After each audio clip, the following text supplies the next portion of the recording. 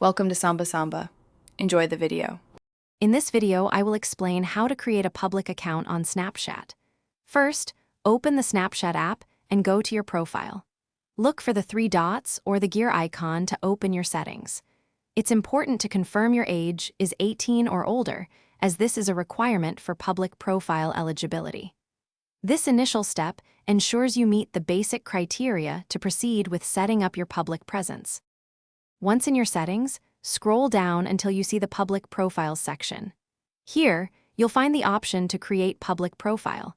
Tap this to start the process. Snapchat will present you with some terms and conditions. Take a moment to review these carefully. This step is crucial for understanding what a public profile entails and how your content will be shared. Now it's time to customize your new public profile.